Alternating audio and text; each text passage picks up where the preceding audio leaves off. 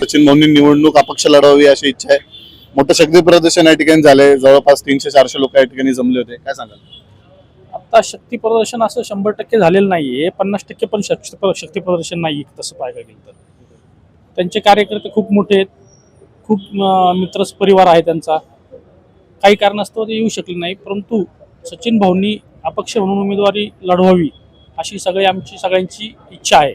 आणि ते आत्ताच्या सर्वेमध्ये जे भारतीय जनता पार्टीने सर्वे केलेले आहेत 85% त्यांना सर्वेमध्ये मिळालेले आहेत। तर सगळ्यात जास्त नंबर 1 मध्ये त्यांचा सर्वेमध्ये नंबर 1 येतोय, त्यांनी ती निवडणूक लढवावी असं आमचं मत आहे।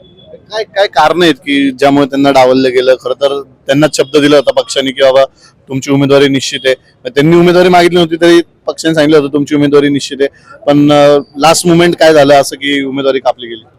आता ते पक्षाची भूमिका आणि पक्षाचं जे हे असतं काय त्याला म्हणतात धोरण, त्यांनी ते कसं बदललं, का बदललं, किंवा त्यांच्यापासून भाऊंपासून कुणाला असुरक्षितता निर्माण झाली, त्या कारणाने हे खरं तर तिकीट कापलं गेलेलं आहे।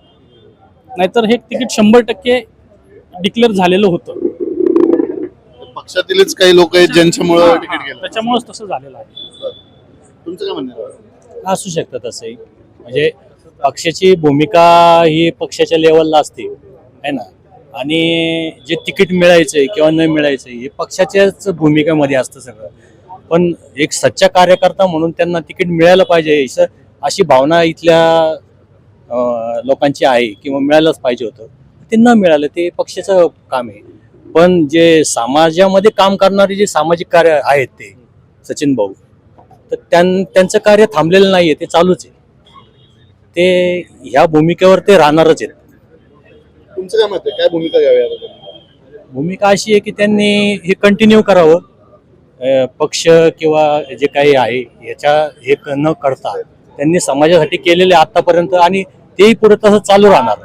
आणि ही निवडणूक म्हणजे एक प्रक्रिया असते की बाबा याच्यामधनं आपण प्रतिनिधी निवडतो, तो प्रतिक्रिया आहे ना त्यांनी ती दिलेली आहे त्यांनी मगाशीच, किंवा हे पुढे आम्ही 2 दिवसामध्ये आपण क्लिअर करू, सगळ्यांना विचारू।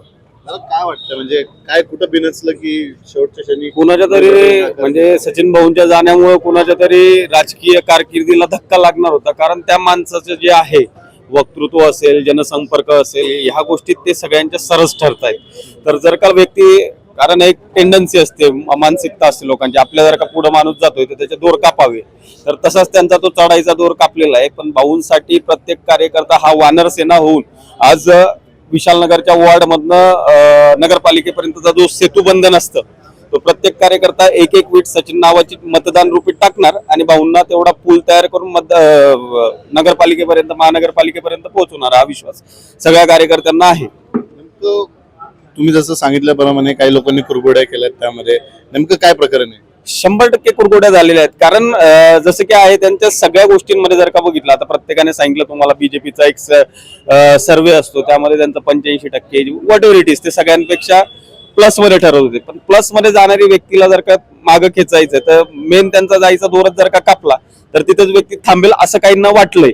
पण तसं न होता भाऊंसाठी जे काही आता करायचं आहे ते सर्व कार्यकर्ते करतील, आणि भाऊ सर्वांच्या विनंतीला मान देऊन नगरपालिकेत, महानगरपालिकेत 100% पोहोचतील, हे काळ्या दगडावरती पांढरी रेष। काय केंद्रित तुम्ही एवढा विश्वास व्यक्त करताय, काय जर अपक्ष उभे राहिले तर काय चित्र असेल? विश्वास आम्हाला कार्यकर्त्यांना तर आहेच, पण पक्षालाही विश्वास होता की हे निवडून येतील, पण कुणाला तरी काहीतरी वाटलं त्याच्यामुळे त्यांचं ते तिकीट कापण्यात आलं। का पक्षालाही विश्वास आहे, हे अपक्ष जरी, कारण सचिन भाऊंसाठी कुठलाही पक्ष लागणार नाही, कारण त्यांचा चेहरा सगळं काही आहे, तेच पक्ष आहे आमच्यासाठी तरी।